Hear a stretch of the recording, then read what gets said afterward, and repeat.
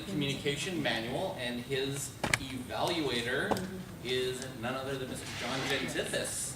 Would you tell us what Steve's objectives will be for this speech? Sure. Steve's objectives will be to select visual aids that are appropriate for his message and his audience. Use visual aids correctly with ease and confidence. Time, 5 to 7 minutes.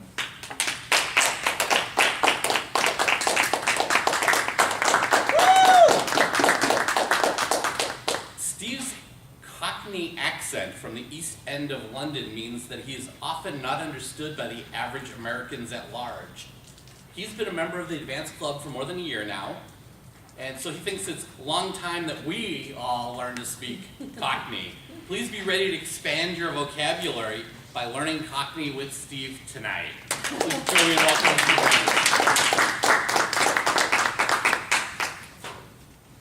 Right, good evening everybody. I'm so happy that the theme for tonight is things that drive me crazy. Because the fact that none of you understand after what I say certainly drives me crazy. So I'm hoping that by the end of today's presentation, you'll all be seasoned Cockney speakers, and the next time I come to the meeting in December, we'll all be communicating a lot better. So let me start with keep calm and talk like a Cockney, so you can understand me going forward. Now, what is a Cockney, first of all? I think if I give you a bit of an understanding of what a Cockney is, it's defined as someone who's born in the sounds of Bow Bells, which is a big church in Whitechapel, the east side of London, the East End of London, as we call it. And it's said that if you were born and you could hear the bells from this famous church, you were deemed to be a Cockney. Actually, I wasn't born in that area, but I was close enough. My mother was. So what's different about Cockney speak? Well, first of all, we use words like ain't rather than isn't it or is not. We use things like me and us instead of my or me.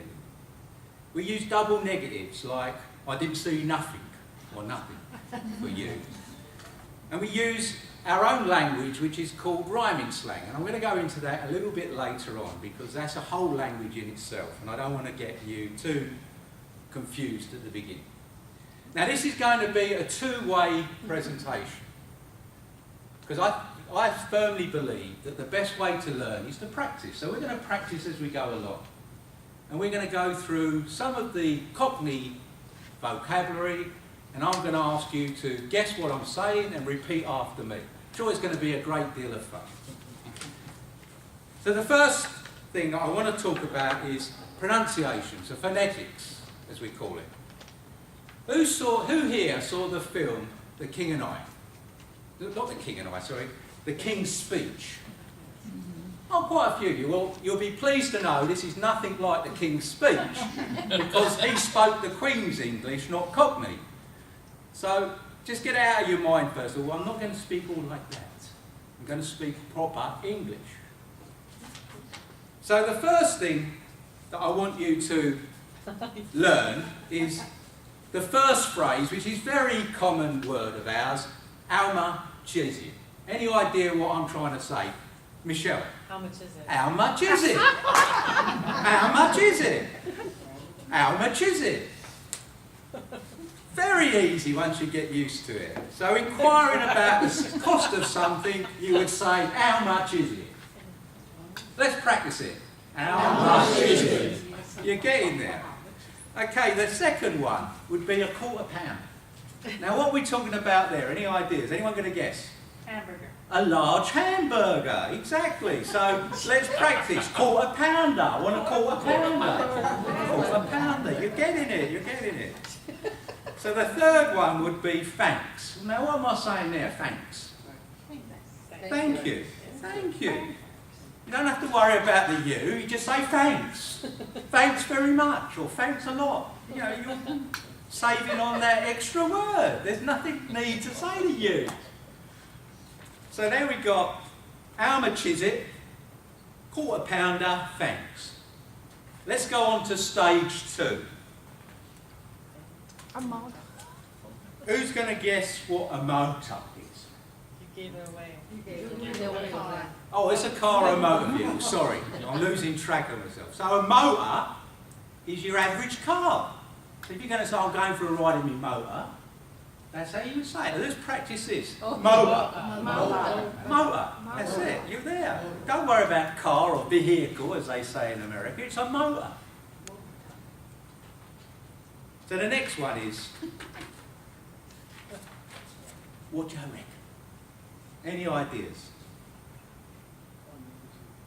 No guess? Yes. What do you think? Come on. What do you think? What do you reckon? You're inquiring about what is this? What's your thoughts on this matter? What do you reckon, Gary? What do you reckon? What you reckon?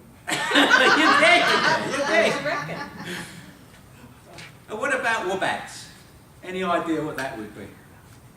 What about? Exactly. Yeah, listen, You're she's- whereabouts? She's Googling. Oh, she's Googling.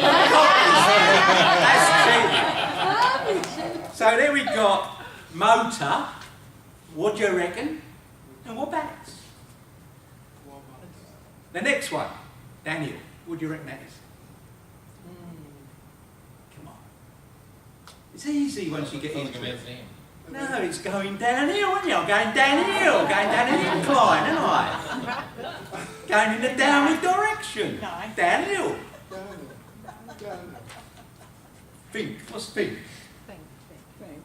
Think. Yeah, that's an easy one, isn't it? That's to ponder, to think. Think. The X, use the F. Think. Think. That's it, Gary. You're getting there. What you can know it?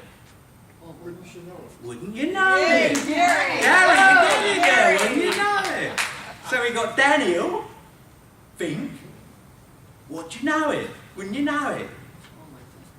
See, we're getting there now. What about, you know what I mean?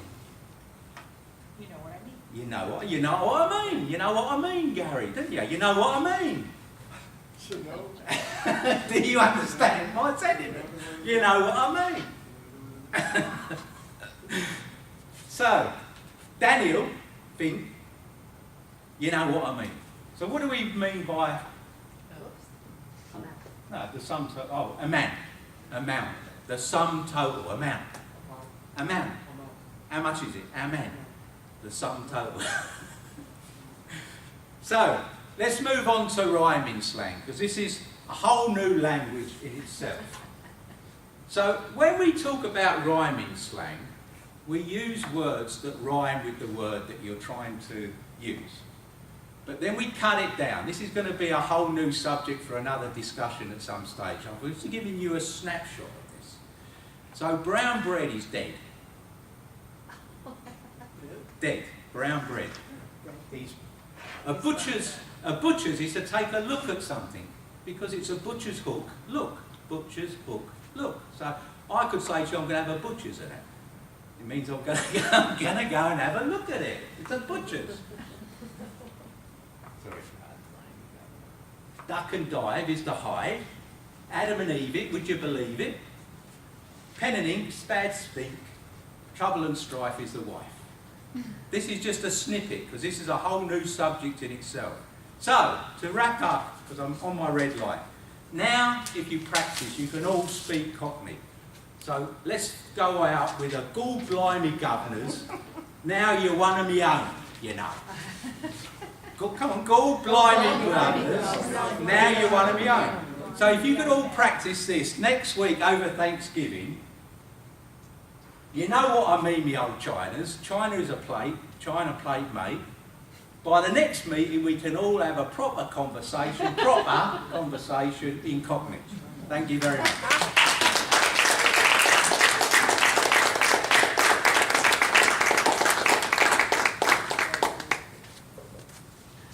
Thank you, Steve.